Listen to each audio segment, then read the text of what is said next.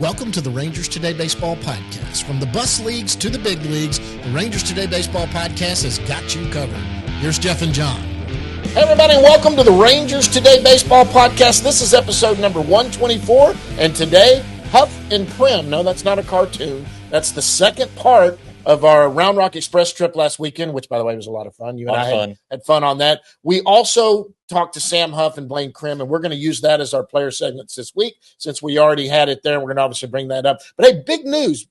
We got two new sponsors that are coming in with us.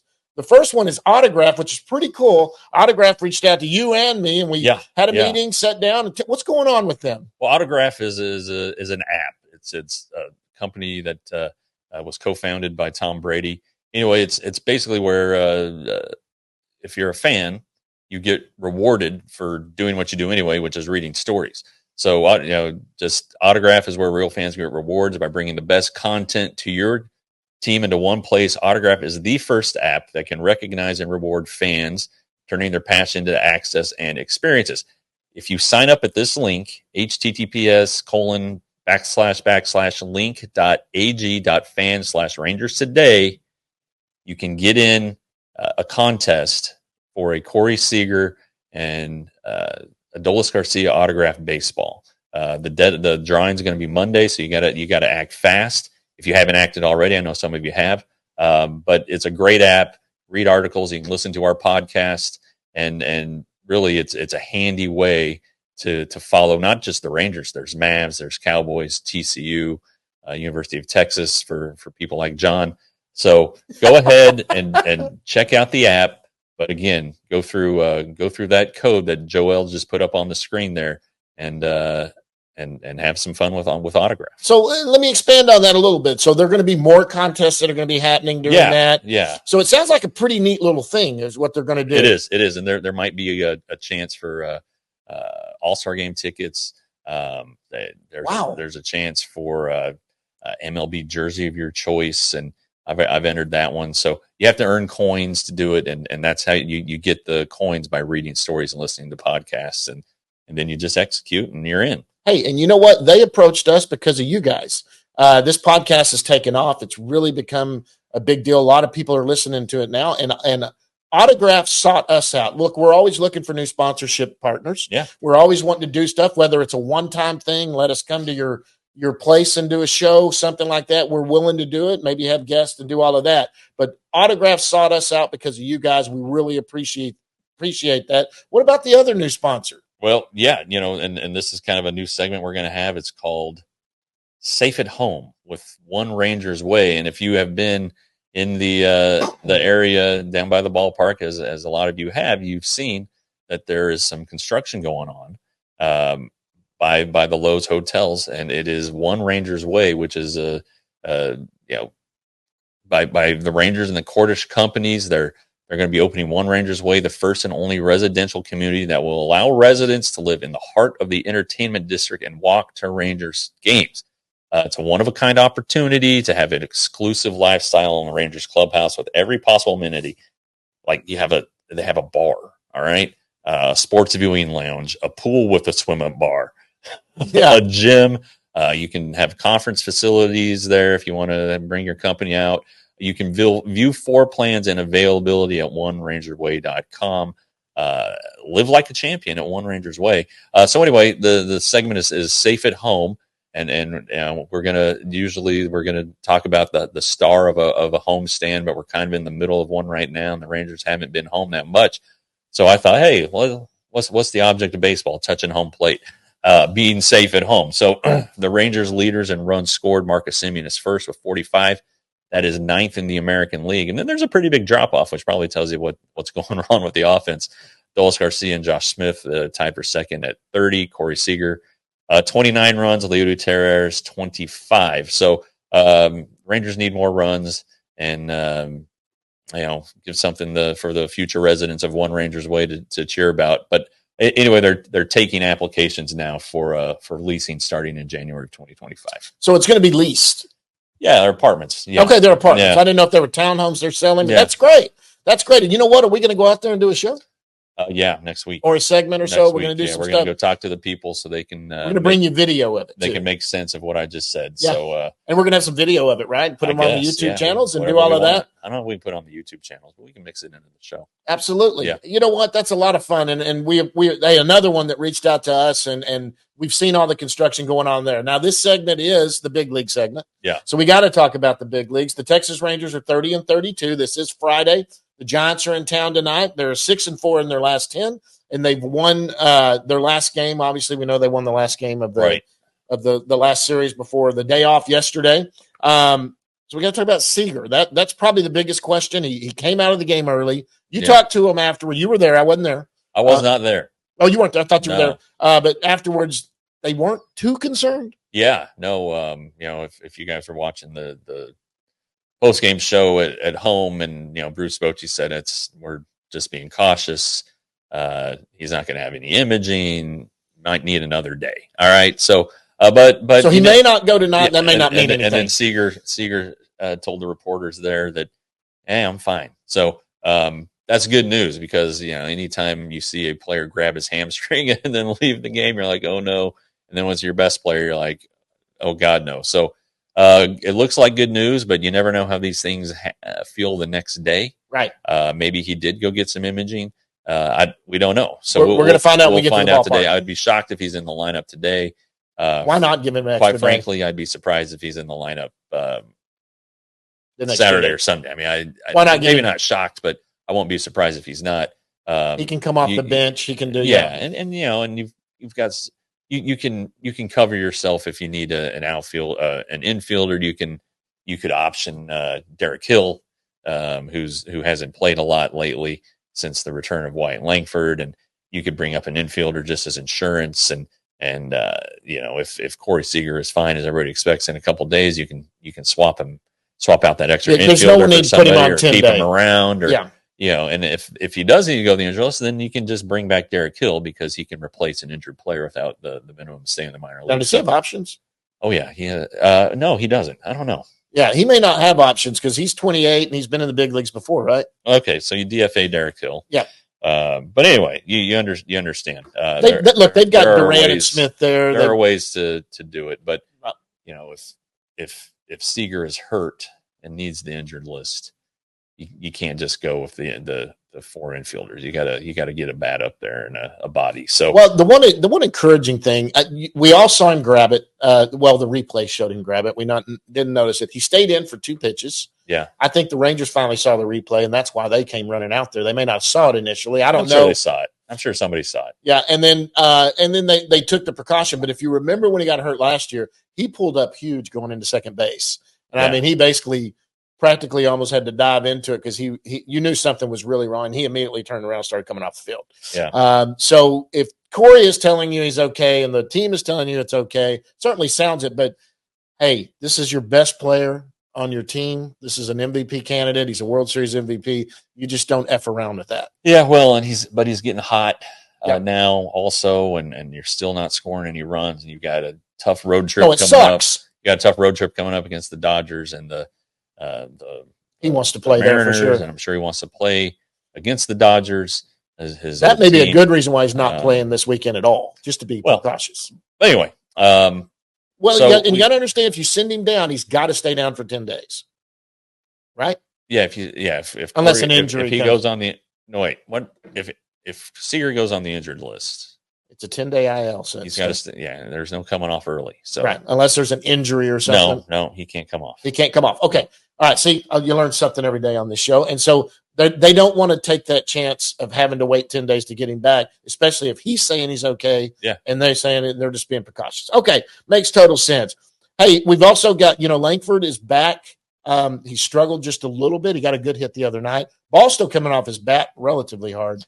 Yeah, he's in a lot of balls hard. If I know some people don't like the hit probability and all that stuff, but if you look at exit velocities, he's had I think he's had to shoot somewhere around 20, maybe just shy of 30 at bats since he's come back, and I think 10 of those have been hard hit balls. 100 miles or over, yeah, or 95 or over, and so he's hitting the ball real good. He's just not getting a lot of results, and that's encouraging, and it shows that he's getting his swing off. Though he got fooled on Tariq Skubal pitch in a big situation. A lot of people get fooled by Skubal. So anyway, I think there's some encouraging signs there. I know the Rangers are feeling better about him, and I think he's feeling better about him since coming back from the injury after working on a swing in Arizona while he was on the IL. So that's good. You've got Josh Young, who's continuing to swing the bat. He has actually now swung a bat at the normal weight. He was swinging a lighter bat initially after being cleared, but now he's up. Is he still here, or is he in Arizona? He's here. He's up to a full weight bat. So that's good. John Gray should be back here pretty soon. Maybe this weekend. They were talking about him coming back from his groin injury. Who was the best pitcher going before he got hurt? Yeah, he really was. And with Eovaldi pitching again, they still want to get him built up. After that last start, he threw 71 pitches, so he should be. Lorenzen's been good. He should be in the range where he can go again. But because of the off day, Eovaldi would be on normal rest for Saturday. So I think they're weighing whether they want to start him Saturday and Gray Sunday, or if they need to hold back Eovaldi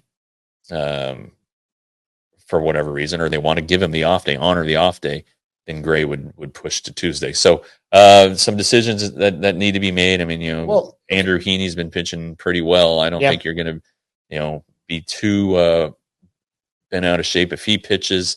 The Giants have never really been a productive offense, and they have some left-handed bats that you can neutralize. So I don't know what they're going to do, but the thing is, the rotation's getting closer. Yeah, so let's go over the injuries. So let's kind of see where everybody's at. Did I see something where Tyler Malley might have gone to the ACL and faced some batters? Or no, it was here. Or somebody recently faced, maybe it was Porter. Did Porter go? Porter. No, it may have been Kumar. Maybe. But I saw that he might have. He would probably be in Arizona doing his thing. Might have went into the line. He's not a major league player, so I mean, that doesn't prevent them from letting him pitch at Globe Life Field. But I think him and Malley are right on the same path. Yeah, as far as very recovery. similar. Yeah, but Malley threw 20 pitches on Wednesday. Felt good. Said he was a little wild, which is not unusual for Tommy John guys. Was he facing hitters? He faced hitters. Okay. All right. Yeah, but he's got to do that 3 more times. Right. Sure. Yeah. He's a ways off. So he's looking post All-Star break, but probably July. Max Scherzer wants to go on a rehab assignment. He faced hitters on Tuesday last week. The check engine light is off. Yeah, he hopes his next outing is with an affiliate, which we'll see what they came up with yesterday. I'm sure he'll be glad to talk to us today. Josh Spores threw a bullpen session, and he probably needs a couple more of those before he can go on a rehab assignment. Right. That's a big injury. It really is. That was your gap guy. That was your guy that would get you 6th or 7th. Yeah, you're saying Leclerc and Spores to do that, and if Robertson needs a day off, then you just push them all back an inning. Right. Same thing with Yates. They've still both been outstanding. But kind of got to recognize that Jacob Latz has been really good. Yes, he has. Jose Tinoco has been pretty good. He did good the other night for sure. They've got Jonathan Hernandez pitching. He seems like the of the 8 relievers, he seems like he's the 8th. You see him warming up early in games if a starter is struggling. Right. But him and Anderson. Yeah, things are feeling pretty good with the bullpen right now, I think. But things are going to get better. Then they're going to get weird because when you start bringing these starting pitchers back, you got to do something. What are you going to do? Jose Urena, he's probably going to go to he did the bullpen, but he's been really good. So you have 3 options, I'd say, for the bullpen: Urena, Heaney, and Dunning. Yeah, who have all done well out of the bullpen. Yeah, they know how to do it. Gray does too, but he's been too good of a starter. Right. So I would think that I would say it's Urena, but then if Scherzer's ready, let's say at the end of this month, who he's not going to be a reliever. No, he's not. So who are you gonna move out then? So it's going to get interesting, and by the time Malley is back, if Malley comes back as a starter, and then DeGrom, when he comes back in August, let's say, you might have half your bullpen as starting pitchers. Golly. So, that's a nice problem to have. But one thing you could do is you could trade one of those starters. Sure. You could if you need a right-handed bat, which sure seems like you do, you could try to trade a starting pitcher. Maybe Lorenzen? I don't know.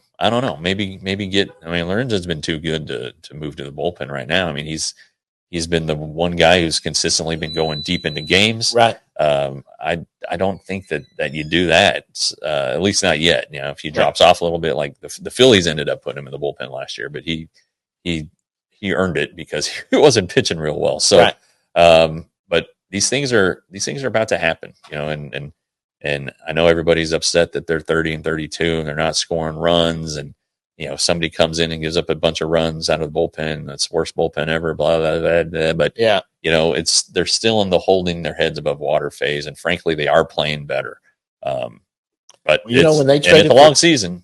Keep in mind, long season, 100 games to go. Well, I remember when they traded for Cliff Lee, weren't they like 5 games back, or they were? That was Hamels. They were under 500, and honestly, initially when that trade was made, they were talking out it, speaking of it as like, yeah, he might help us this year, but this is really for next year and the year after. And then it turns out he was so good, and then everybody got good too, and they ended up rallying and winning the division. So over the course of a season, 162 games, so much can happen, and fact remains that the Mariners, while they're kind of playing better than everybody else, they haven't put anybody away. The Astros are having 2 guys that have arm problems and aren't going to be in the rotation again this year. So it's still wide open. And as the Rangers showed last year, you can win the World Series without winning the division. Yep. They want to win the division badly because that was the one blemish on their season last year. Yeah. But shoot, just get in the tournament. But again, 100 games to go, a lot's going to happen. Yeah, that's it. And so let's talk about the trade deadline. I mean, it's really early, but if they are looking for bats, there are a few names out there. It seems like the Mets might be willing to trade off some stuff. Yeah. So you've got JD Martinez, you've got Alonso, which is somebody they might trade. I don't know if the Rangers go out and get Alonso, but I mean, that's a guy that can DH for you, spell at first base some if you need him to. Yeah. I think JD Martinez probably fits a little more, and he's having a decent season. Well, I'm shoot. The deal with Alonso is he's headed to free agency soon, so yeah, you don't want to give up too much to get him. Yeah, if you're going to do that, you think in your mind, shoot, we need to sign this guy. You don't necessarily want him to be a rental. I know the Rangers still have Nathaniel Lowe. Looks like he's been kind of relegated to platoon duty here lately, though he had a nice game Wednesday against lefties. Right. And he's going to be making 8.5 this year, 7.5 or 8.5. Anyway, he's going to get a raise. He has 2 more years of 2 more years of arbitration to go. So, do you think if we move on from him, we can wiggle an Alonso into lineup? I'm not sure what you want to do, but there are some bats out there. I think that's the Josh Bell's another guy. That's the early, probably the early need, and then I still think, you're going to have a bunch of good arms in the bullpen as relievers, but they aren't really relievers. So, you want a guy who can just come in a terrible situation and is used to it and get you out of it. So I don't know, but it does look like the Rangers will be doing some things at the trade deadline. They're buyers. They're not going to be selling. They could sell, but I mean, they're not selling as a sell-off. They're selling as we may have too many starting pitchers. Yeah. Whatever. I could see where they might, or we've got too many guys on the 40-man. We need to move someone off the 40-man that be part of the deal. But more than anything, they're looking. Look, this is a team that won the World Series. They're not trying to restart anything. No, this isn't a sell-off just yet. No, it's not at all. It's not even close. It's not even close to a sell-off. Yeah. All-Star coming up, guys. Don't forget about that All-Star weekend. One thing we got to promote real quick before we get out of here, too. They just went on sale this week. Do it for Durrett. That's a big deal, man. That's a fun thing. Josh Abbott, man. Josh Abbott, yeah. We're having it at Texas Live this year, and it's November 8th. We're having a golf tournament in the morning or afternoon. I don't know the details yet.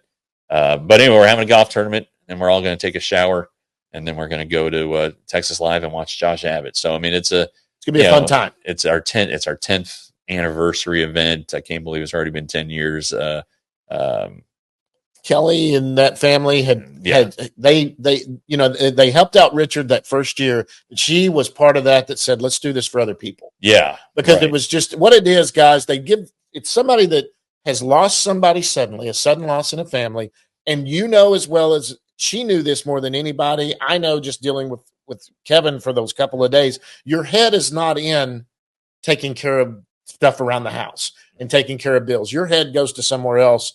The mourning, the grief that you're dealing with. Yeah. And this gives them a boost. You get some money and they boost your family with some money to help offset the loss that you've just suffered. Sure. It's usually, loss of income. Yes. And it's not. It's a wonderful idea. I mean, what a great, and all the players are involved. Yeah. All around the league. Ron Washington's huge at getting you stuff for that. Right. It's just great stuff to auction off. Yeah, I love it. I've had a blast going to it. I pay to go every year. And I just enjoy it. I love working. I end up being free labor too because I just love being there. Yeah, Jeff, you're on the board.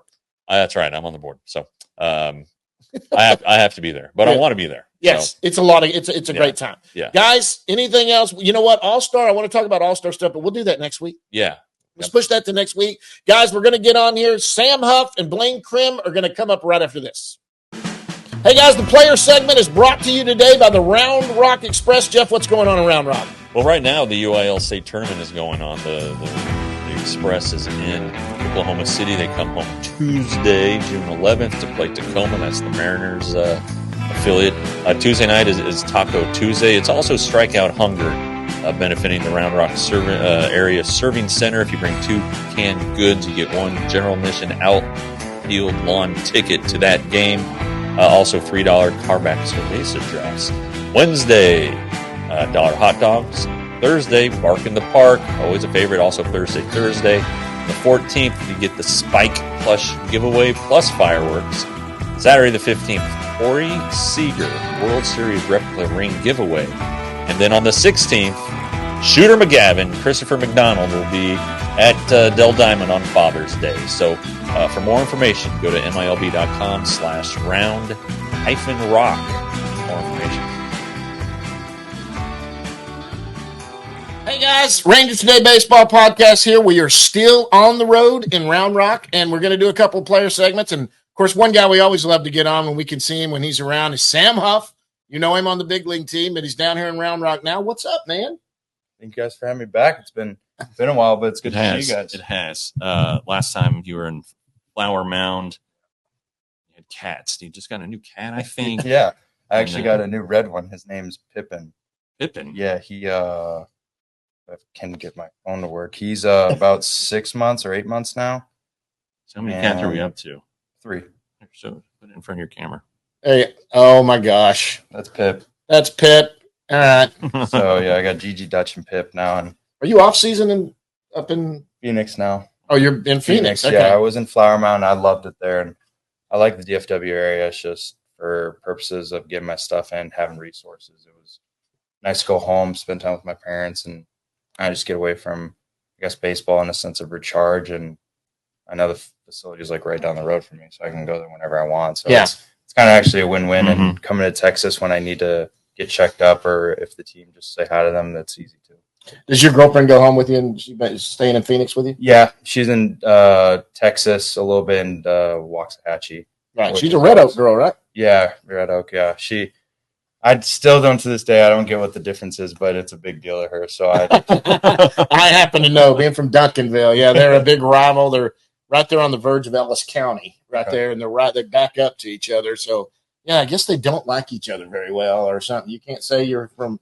I think some border, it's kind of like Duncanville, DeSoto. There's a border in there where part of it, you may live in Red Oak, but you can go to Waxahachie or vice versa. Duncanville has a place where it's technically DeSoto, but you can go to Duncanville schools. Okay. So, that's kind of what they have. Oh, all it's right. a little, this is Boston and New York. They are rivals. I feel like Texas schools in general are they're competitive and rival. Competitive. I've never really seen that. I went to a South Lake football game, and that's nuts, right? Yeah, that was a different story. So I've already seen it, and it's interesting. Arizona isn't like that especially with football. It's Yeah. kind of just laid back. We didn't have that many people come to our games, so I never went. So it was not like this. I'll tell you that. Well, South Lake's heyday, they would have like 18,000. Oh yeah, like Yeah. Cowboy players. it was back when what's his face with going to the Longhorns. What's his name? Quinn It was Ewers. before Quinn. It was even before him. So I It went was- when he was playing, and they packed it pretty well. Yeah. So All right. So baseball, how we doing? feel good. Yeah. Just trying to cool off. It's been hot the last couple of days, and then we were in Sugar Land. That was a little humid, but feel good. Just kind of get my reps in, staying ready. I'm working at first. I mean, on off days, just catching balls for the guys, just kind of keep my feet in there, and hitting and catching feels good. Just get our pitchers in the zone and do what they do best, and they're a good team. We have some good pitchers. We have some guys that want to work hard, and it's been fun so far. You caught last night's game. I don't want to say you had your hands full, but I saw you body some balls that you probably don't want to have to get out there and stop. But the catching, I know Bobby Wilson. We talk, and he's pleased with how you're coming along. Are you pleased with how you're coming along? Yeah, I always want to do more. I always want to be the best that I can be. Become the catcher I want to be, and I think it's a matter of the work ethic and making sure you're in it every day. I think talking with Bobby, talking with Garrett, and just kind of talking to them about what I need to do. Talk to Doug. Doug talks a lot to me about stuff, sequencing, and talking to the pitchers. I know we have a lot of veteran pitchers here, and it's interesting to hear their outlook on how they want to go about their starts. And then talking to Evo, he'll text me sometimes about certain guys he wants me to sequence different. And I remember we were going to Albuquerque. He texted me at 6 a.m. And I Evaldi? Yeah, Evo. And so I looked at my phone. I was like, what does Evo want? And he told me we were talking about Blake Taylor and just how we want to sequence with him, how to pitch off his pitches with his misses or not with his misses. So I'm always looking at swing patterns in the game, like just trying to figure out little ways to help our guys, back picking, picks, slide steps, anything that we can get them going to get themselves out. And it's unfortunate sometimes you don't have the cleanest games, but it's baseball. I mean, we're gonna go through it. I'm not gonna go 5 for 5 every game. I'm not gonna catch shutouts every game, but as long as we have something stepping toward positivity and a good work ethic, kind of, it's just, I think that's what we look for. The ABS. We last night was the first time I experienced it on a challenge night, which was kind of fun. But are you the framing that Bobby has helped Jonah and Jose Trevino and you with?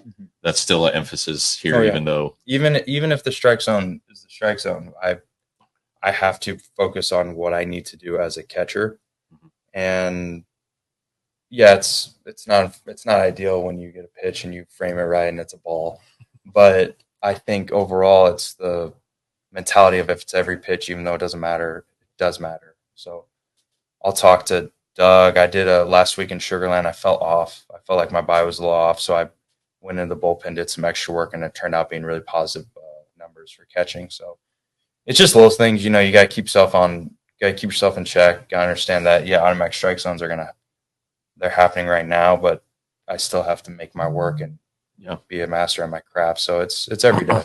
Well, the commissioner said recently that ABS isn't going to be coming next year. I don't know if he even thinks it's going to be by 2025. So it's not like they haven't replaced you guys yet. Yeah. Well, I wonder this when you're here, and how, because you're a framer, that means your job is to pull a ball in to get a strike out of it and do that. Have you ever had a situation where maybe the pitcher wanted to challenge and you were like, no. I just did a good job. Don't worry, don't waste one here. Actually, Cueto. So it was his first or second game. I think it was first or second, and I think the ball was about a good 2 balls off, and he wanted to challenge it. And I was looking at him I was shaking my head like, don't do it. And he tapped his head, and I was like, okay, let's see how far off this is. And it was good, 3 balls off. And he kind of looked at me. I was like, oh, okay, that's a ball. And I was like, looking at him like, we just lost a challenge because of that. And we had 3, and the other team had 1 left in the 3rd inning. Yeah. Oh my gosh. So it's just a learning curve. You got to really understand, Fabian, it's not easy. Hitters, I mess up sometimes. You think it's lower than it is, and it's really a good 2 portions of a ball in. And it's like, all right, well, can't really do anything about that other than just take it, and then I go about my business. So he's the one that has to call it? I can call it. But can you wave him off and go, no, don't? I've done that once. I forgot. I think it was like last year. He was like kind of like doing this, and I was like, no. And the umpire was like, do you want to challenge it? And I was like, no. If anyone's challenging it, it's me. So just look at me. And the dude was like, okay. So like last night, Dustin challenged one. He was batting, and like the square, it was barely touching. Yeah. It was unbelievable how it was just barely touching the lower outside corner, but it was a strike. Yeah. But those are the ones that I hate because you'll have I have one in Sugarland, and it was 2-0, and the guy painted one like barely nicking the corner, and it was turned it to 2-1. I got to 3-1. They threw another one at top that hit it barely, and it was 3-2. And I was like, I could have had a walk there if it was a bridge count. Like that's an easy walk because the catcher caught it wrong, and I was like, okay, that's a ball, and they called it a strike, and I was kind of like, dang, that's a walk, and then I got to walk after it, but just it's a strike, but it's really unfortunate those ones that are the backup sliders or high fastball cutters or something that just barely get it, and you can't do anything about it. It's a ball in your head, and that's interesting. I think that's fascinating. Yes, because I've always wondered, if you could be the guy to go, hey, no, I just did my job real good. Yeah, I fooled the ump, and we don't want to. I think not knowing it is really tough to get used to it, but once you're used to it, it's a lot easier. It's hard to miss. You got to miss. Yeah, you got to be smart the way you miss, but for catching, it's easy because I'll set up a good portion of off, and that's where Johnny and Adrian and Bear Claw, they always do great when I set up off the plate because with the automatic strike zone, I don't really have to show anything for the umpire. I just got to catch it. So I'm still doing my move, but I'm giving them a good 2 feet off. Yeah, and they're backdooring stuff. They're front hipping guys, and it's easy for them because they know even if I miss it, it's going to be a ball regardless. I can't frame it. So it does show you what you can do with pitchers that are very crafty and smart versus guys that just want to throw it. You kind of probably just need to submit. So as a hitter, when you have been in the major leagues, you've gone from ABS to non-ABS. Do you have a better understanding of the strike zone, or is it just sometimes I feel like I do, but also you get into those at bats where they call it and you're like, oh, that's a ball, and you can't do anything about it. But I've had conversations with umpires where I'll catch a pitch and it's ABS and it's literally missing the corner by an inch or bare 0.5 centimeters. Yeah. I look at the umpire, that's a strike in the big leagues, and he's like, yep. And I'm like, yeah. And then sure enough, you go up. It happened last year. I went up and guy painted 2 sliders down away and they're balls, but he called them strikes. And I just kind of looked up and I was like, oh, those are strikes, but they're balls, so I won't swing them. And then luckily I got into hitters count. It changed, but you got to understand that it's a big difference once you go up because they will call anything. Oh my gosh. It's been, of course, Angel Hernandez, the retired Angel Hernandez gets all the attention, but it's not just him. Have you worked a game with him? No. Have you? No, I didn't have to do what Wyatt had. It's tough. They have a hard job too. I know it's a human error game, but also you want to be perfect at what you do. And there's times where guys are going to miss it right down the middle, and and that's where I'm a catcher. It's like, okay, what did I do that made you think that was a ball when it was a strike? And hopefully they want to work with you, but if not, that's where it's like, okay, where was it? Yeah. And it's tough because you want to come off as a jerk, but you want to get your pitcher strikes. Yeah. So it's a happy medium where you go with it. So you mentioned Evaldi is in contact with you. I mean, you've known these guys for a while now. Mm-hmm. How comfortable are you when you come up, whether it's for 2 days like it was with the Brave series, or when it's 2 or 3 weeks like it might have been a couple times last year? I feel like it's a lot different now. I'm very big on I would earn respect by showing them how I play. So not getting to play a lot, I don't feel like I'm on the team, but I am. Yeah. But this year, it's very refreshing to have a lot of the faces back, and I just kind of be myself that time, and it's always fun to see them. And it was fun to kind of see them this time going up, and we had good energy, and kind of that Braves series was fun to be there, kind of help out as much as I could. Yeah. Even though I caught 2 innings, but all right.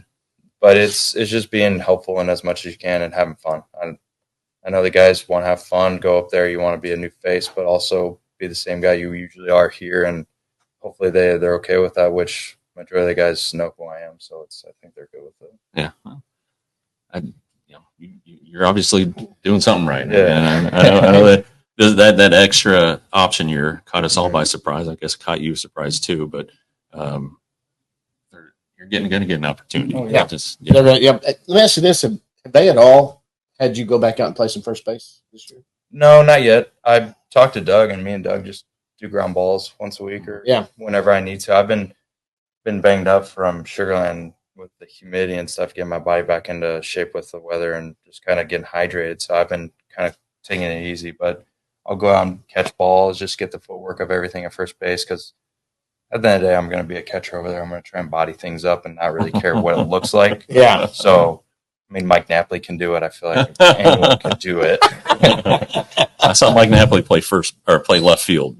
Yeah, I don't know if I could do that. That was in 2015. Yeah, I couldn't do that. But seeing him at first, I was like, yeah, I think any catcher could do that. It was pretty funny. They're trying to get an extra right-handed bat into the lineup. Mm-hmm. So there was one game, I swear to God, this is the honest to God truth. The Rangers were up like 6-0 after 2. Took him out for defense. So the defensive replacement played the final 7 innings. I mean, it was awful. Yeah. But he's such a good guy, of course. And he admitted it. He was like, "Oh yeah, I was lost out there." But like, all right, it's the 30 now playing left field. It's defensive whiz, not Mike Napoli.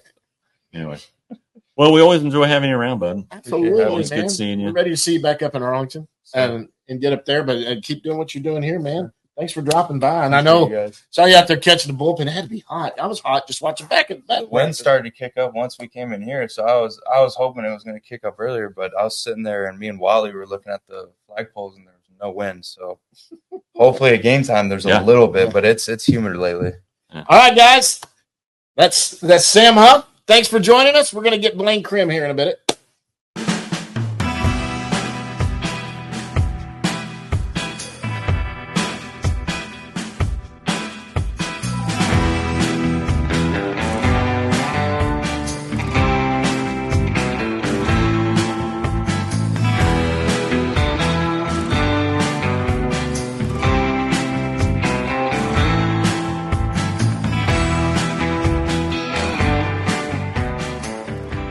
Guys, we're still here in Round Rock with the Round Rock Road Trip for Rangers Today Baseball Podcast, and joining us now is Round Rock Express first baseman Blaine Crim. He's been on before. What's up, man?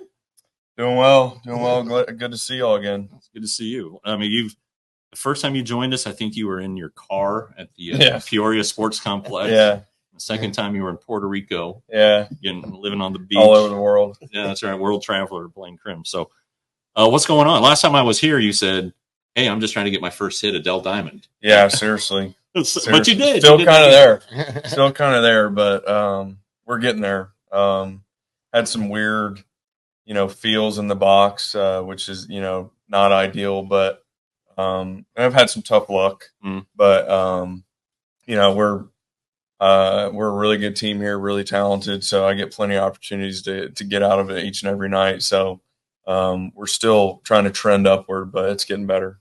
Yeah, it has trended upward. Yeah, if anybody's been paying attention, it's gotten better. Have you? It just seems to me, and maybe I'm making this up. Are you a slow starter by nature? Yeah, unfortunately, yeah.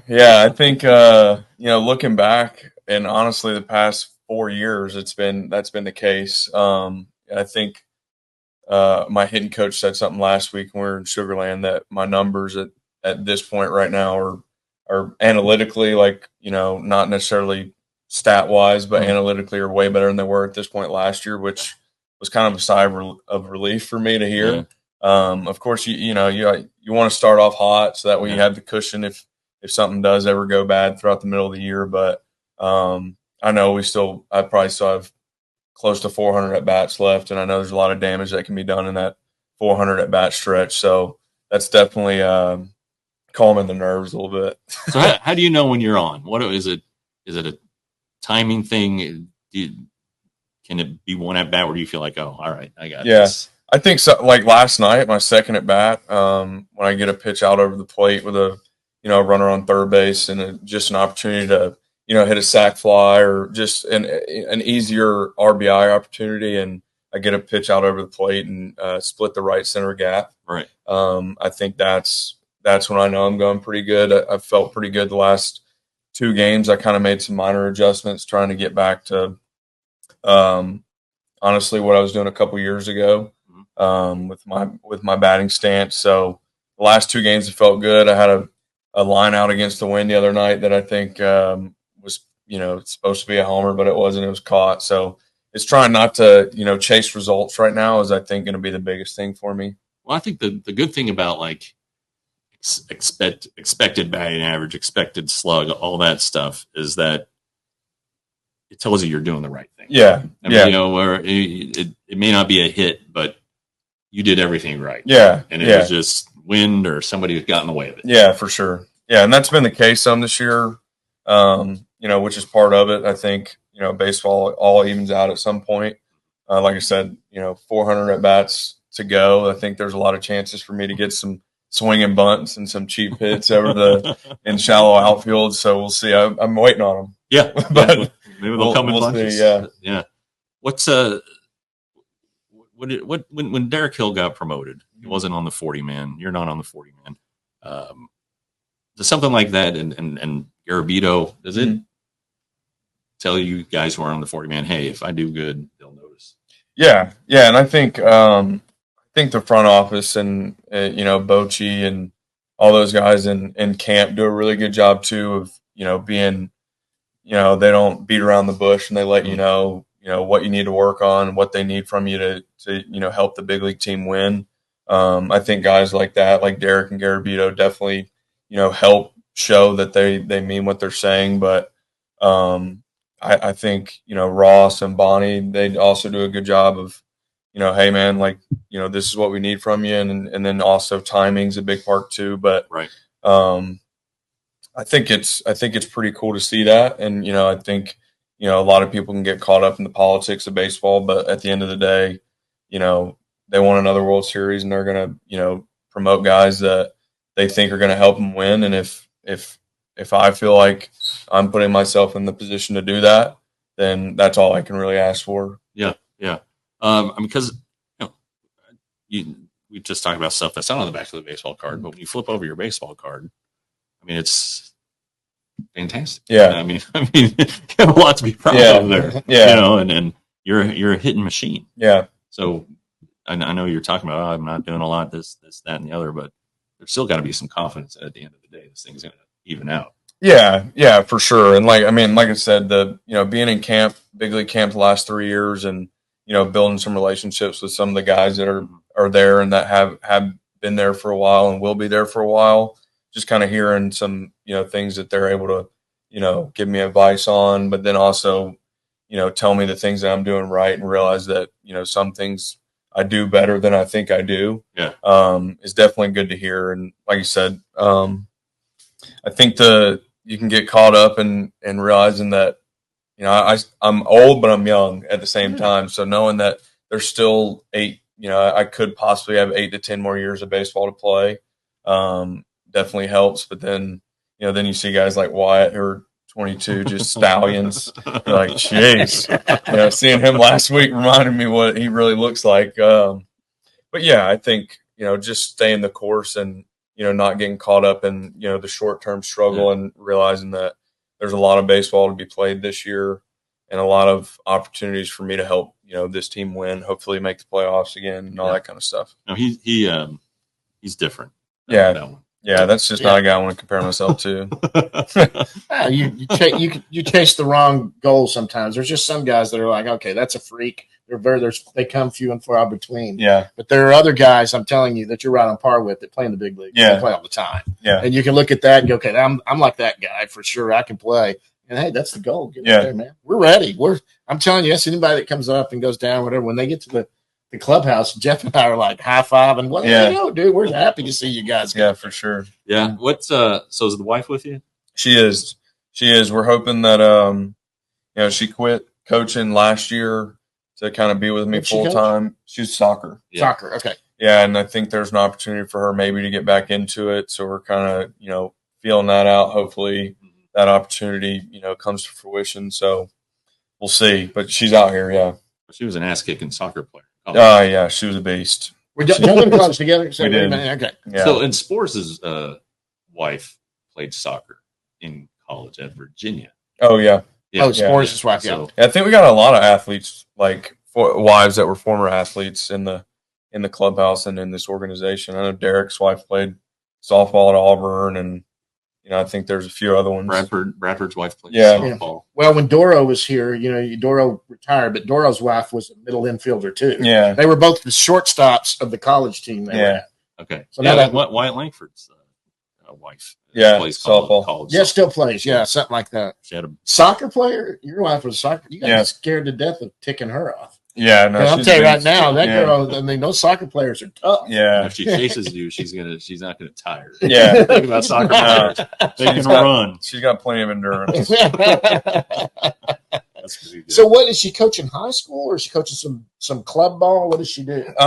So she was coaching college. And then so when she stopped that, she was getting certified. She got certified to be a personal trainer. Okay. And that was kind of the route we were going to, follow. And then the soccer thing kind of came back up. So we'll see. We're kind of in limbo right now. Well, that's pretty cool, though. Yeah. So, I mean, if she can do that's her passion. Shoot. Yeah. No, she's really, really good at it. So. Yeah. Now, as a couple, are y'all rooming with another couple? I mean, I know they try to do that in some cases. Yeah. Married couples stay with other married couples. We're actually with Dustin Harris this year. Just So- Dustin. Oh yeah, Yeah. he told us that. Yeah. Oh, that's right. That's right. He's the third wheel. Yeah. Yeah. He's the best though. We lived with him 2 years ago in a house with two other guys. Then we lived with the Foskews last year. Yeah. So we went with the single guy this year. It's been nice. That's pretty funny. All right, so what do you got tonight? At first again. First base. Yeah. All right. Yeah, no DH days really this year. Oh man. I think I had like probably 15 or 20 at this point last year with Well, who with else Yoshi on the team here. is really a first baseman? I mean, I know Huff could do it, I guess, and maybe Dustin. Dustin. Dustin's done it a little bit. Yeah, I think Dustin's maybe had a game or two. Naps got like a game or two, and then Whitty. Yeah. Whitty can play some first as well, which I mean I enjoy it. I like it because the message for me the last couple of years has been to be the best first baseman I can with my limited height. And so I think Rags was on me pretty hard in spring this year on that, and I've been working really hard with JJ on it. So I like the way it's going. I feel more comfortable each day. So I feel good about it. I feel like I can definitely play first base at that level now. Yeah. I think anything that I can do to be a complete player. So You're I think taller than Ezekiel Duran. He Yeah. played first base Yeah. today. yeah. No, yeah. Have they ever moved you to outfield any just to try it out some or do some? Yeah, 2 years ago when Sam was banged up with his knee and in Right. Double-A, Yeah. he was only able to really play first. When I got called up to Double-A, I'd never played outfield, and I played outfield the second day I was there. So, yeah, I think I only got like 10 games there, but Well, we were just talking about when Mike Napoli played in left field for Yeah. the Rangers. Yes. Holy cow! So you had to be better than that. Just by, yeah, by default. I think Boniface saw me try and rob a home run in spring training, like during BP one day, and I kicked it over the fence. So I made a non-home run, a home run, and I think I got blacklisted after that. Well, I think whatever you got to do. Yeah, Yeah. All right. Well, hey, thanks again. Yeah, for Always sure. good to see you. yeah. Yeah. Hey, Blaine, it's always great. I know you guys are busy. Game's about to start for those that are around here that hear this. Man, we really appreciate you stopping down. Yeah, for sure. Thank y'all. All All right. right, guys, that's it for the trip here. Blaine Crim for the Round Rock Express. Guys, go down below. Go sign up. Hit the subscribe button down there. $5.99 a month, $60 for a year. You're running your special on that. Blaine, thanks, bud. Yeah, thank All you. right, we'll see you guys at the yard. Yep. Down on the Bus Leagues is brought to you by the Frisco Rough Riders. Jeff, what's going on out of Frisco? Well, not a lot right now because they're in the Corpus, but they come home next week, Tuesday the 11th. They play the Amarillo Sod Poodles. Tuesday's a noon game. It's camp day, so get there early. 12 o'clock start for this homestand. Off the 12th, then the 13th is Thursday.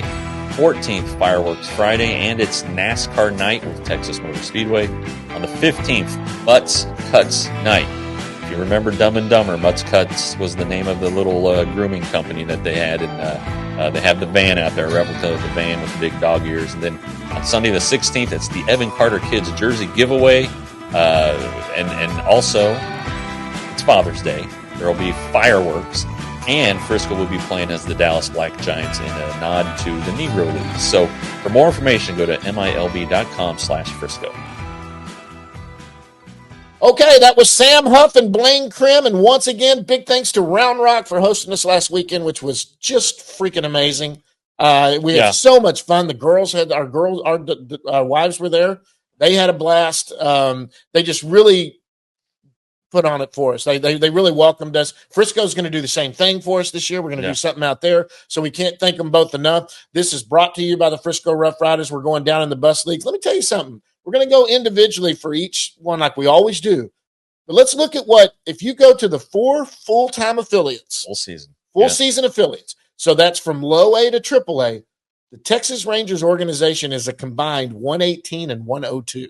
So they are 16 games over 500. We're going to go down it in a little bit, but there's only one team that's below 500.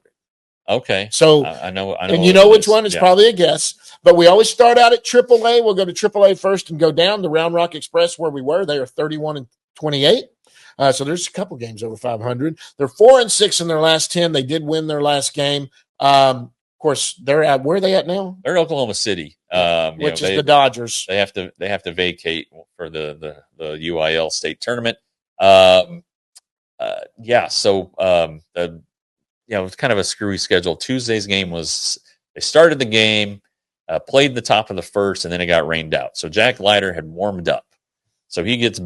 They play just the single game Wednesday. Adrian Sampson pitches. They win the game. So they got to play 2 on Thursday, and so Jack Leiter bumps to Thursday. Gives up 4 runs in the first. Doesn't give up anything else over his next 2 innings.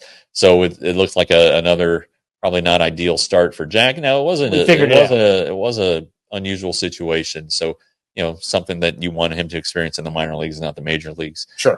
Johnny Cueto then pitched the night game, which Round Rock won, but he was not good. And he gave up 7 runs in an inning and a third. And when we saw him last weekend, he was coming off a great six scoreless innings, and was thinking, hey, I've got the out in my contract. Let's go. And it turns out the Rangers wanted to see him do it a little bit more, so they've got 2 new outs in the contract.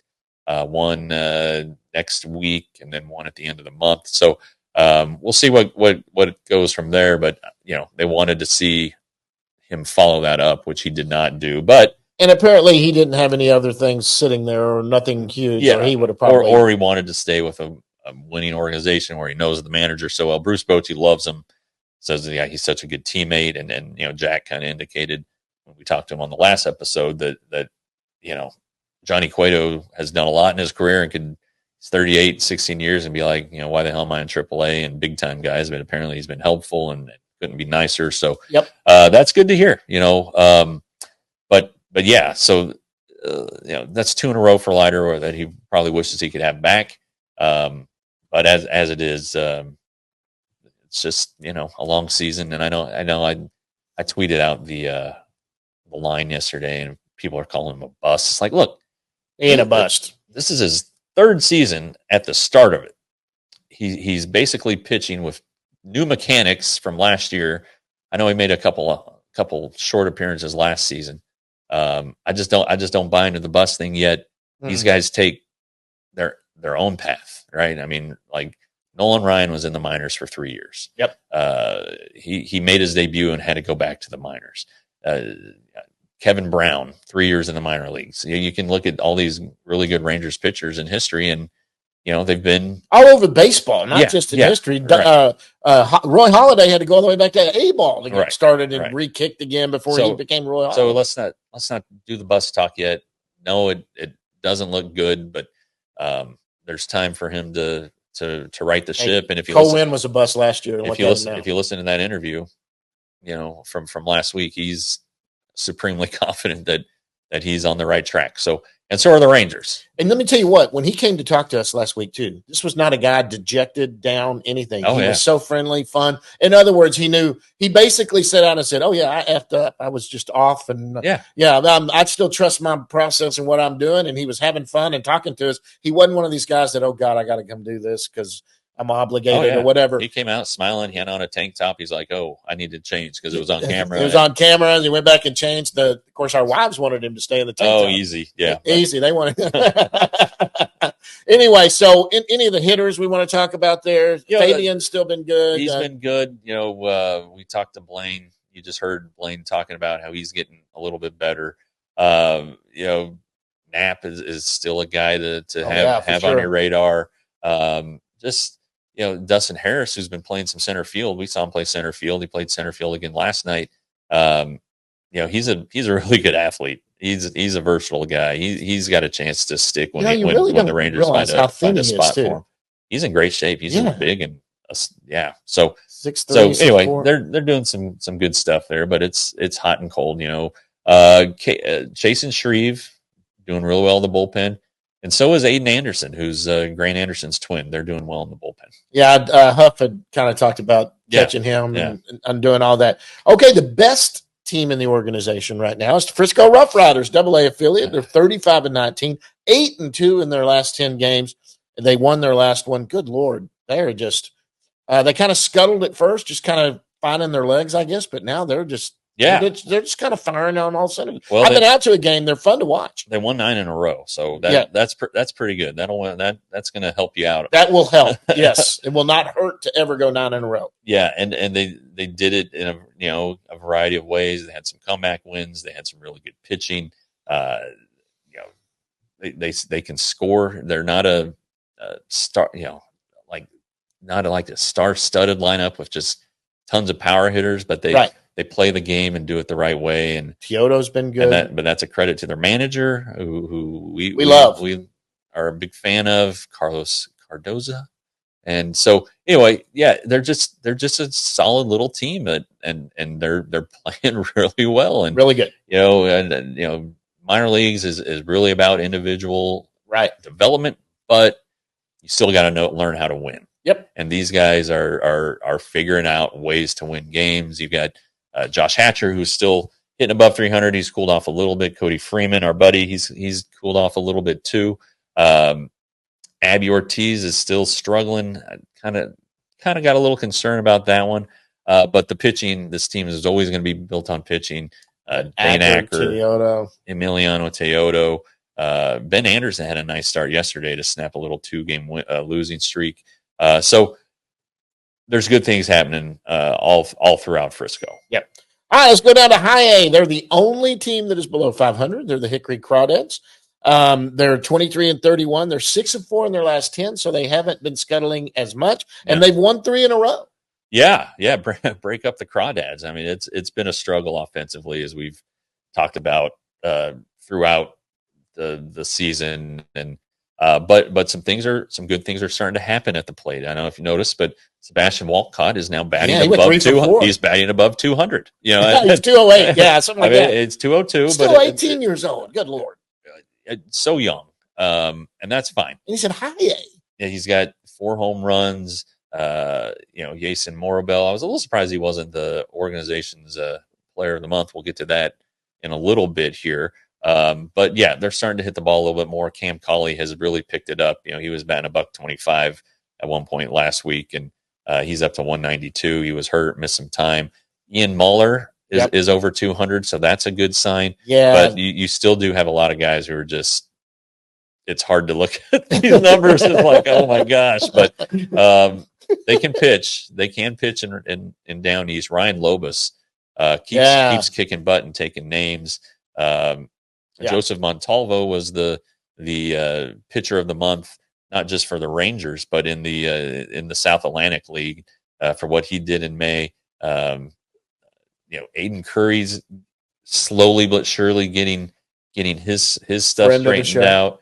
Mitch and Brad, and we talked to Jordan Teagues last week, said the numbers aren't telling us the full story on Mitch. So, but yeah, just Ryan Lobus, 22 2/3 innings, four starts since he was promoted from down east. 6 walks and 30 strikeouts. I mean, it's just really good stuff. So they're pitching it pretty good, and they're going to get an influx of talent because the next team we're going to talk about is also pitching their tails off, and they're about to get promoted. Let's go down to the Down East Wood Ducks. They're the low A team. They're 29-24, again above 500. They're 5-5 in their last 10, and they did lose their last game. But again, this is another one that started out slow, but now they're above 500, so they've had their run. So that looks like Hickory's trying to get on a run too, maybe. But Down East, let's talk about them and what we got going on there. They got a few arms that are about to get there too. I think my guy Tiger is on his way, right? Well, yeah, I think Isaac Tiger should be rolling this week. We were told, and offensively, they Glider Figueroa continues to stand out with the power. Unfortunately, the strikeouts too, but he's got double-digit home runs, 10. It's 6 more than Arturo Disla, who's batting 269 and getting on base. These guys are getting on base. Jesus Lopez is still the catcher. Right? He's still doing just fine. So you see these players, their names. Becker Barroso, who's a first baseman catcher, he's been moved up there from the complex league. He's batting 381. He had a great game the other night. So these names, some of them, and you're just waiting for them to do something, and they will. But a lot of them are young. A lot of them, this is their first full season.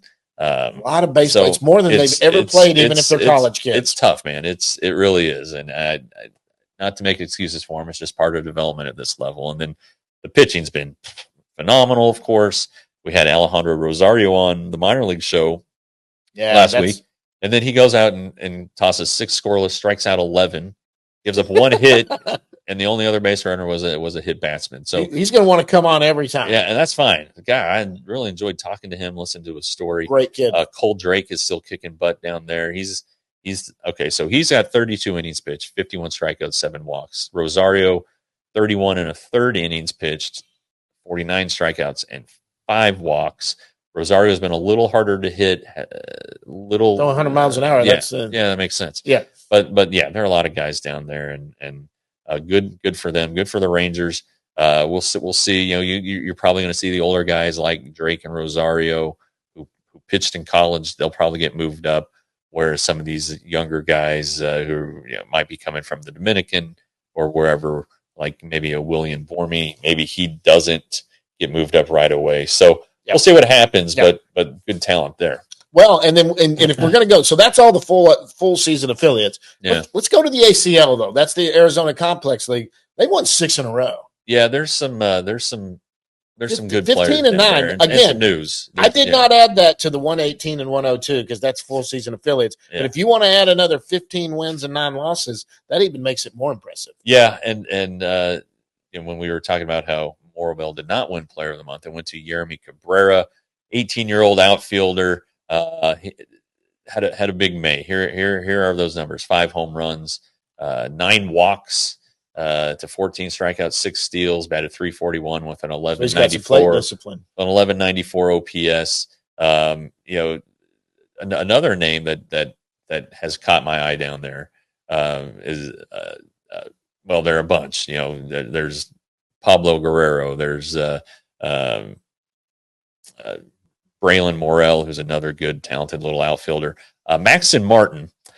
Who was the 11th round pick last year, and the Rangers snuck him in right under the deadline to sign guys. He is playing a lot at first base is where they primarily have him. Doing pretty good. 2 homers, 737 OPS, probably right about average. But it's this is a young guy straight out of high school, so it's good to see him getting out there. But yeah, there's some good potential position players there. And the DSL is just about to kick in, or they started on Monday. They've played 3 games apiece. The Rangers have 2 teams. Yeah. So I think one of them played 3 games. Another had played 2. And it's not an A and B team. It's they split them up, try to split them up. It's not like varsity and JV. They try to make it even. And Jonathan Hernandez has a little brother who's pitching for one of those teams. He's 18. His name's Christopher, and he had a real nice outing the other day. Back on the ACL, though, Brock Porter will be pitching for them. Our guy Justin Foscue has started a rehab assignment there. So that's who it was. So there are guys who have been hurt and who are going to be obviously advancing. Like Foscue will probably be a AA or AAA here pretty soon, I would think. AAA, yeah. Porter, if we listen to the minor league show, Jordan Teague said he's checked a lot of boxes. He's faced some hitters, so apparently that went well. And now we're going to throw him back into some games, see what happens there, and then probably drop him back in at Hickory if everything's going well. And obviously the Rangers have a big investment in this guy, and he was supposed to be a first round pick. They gave him some mechanical stuff. It didn't really take during spring training. Was not at all taking at Hickory to start the year. So they kind of took him out, kind of like they did with Leiter. Said, let's finish working on these mechanics that we asked you to make. And good kid, smart kid, throws hard. So they're doing the right thing too with that. They're identifying a problem right away and fixing it rather than letting them get all jacked in the head and whatnot. So good things in the bus leagues. Interesting one to watch there with our buddy Brock. Yeah, good things in the bus leagues really going on, guys. Don't forget to if you're a fan of all of these, go back and find the minor league ones we've started. There have 2 episodes now that we've already got going on that. So it's the minor league roundup. I think we've had 2 episodes that we're going to be doing a couple of months, maybe try to get 2 in a month to do that. It's really worth it. We thank everybody for watching the show. Hit that subscribe button down there. Obviously, you see what's scrolling across the bottom. It's been going the whole time. $5.99 a month, 6 months for $35 and $60 for the year. Might be able to message Jeff if you want to DM him. He might get you might be able to get you a deal. Yeah. He might get you a deal on there to sign up for a year. It's worth it. Comes to your inbox every morning. It's so worth it. Anybody that might be looking for a sponsorship deal and they can't afford to put a big sign out there in right field at Globe Life Field, but might be looking to sponsor some Ranger stuff, get a hold of us. We'll be glad to sit down. I guarantee you we can work out some deal with anyone. Yeah. And we'll get some advertising for your company. Guys, this has been another fun one. Thanks to Round Rock again for letting us come. I know our guests today were from last week, but we just got too much stuff that we got there. We had to get it out, and it was a lot of fun. We're going to be out the ballpark tonight. Depending on when this gets out, it may already be past, but we'll be out there Friday night. The Giants are in town. Guys, we thank you. Can't thank you enough for this. For those who've been a part of this one, thanks again. For Jeff Wilson, I'm John Moore, and until next time, see you at the yard.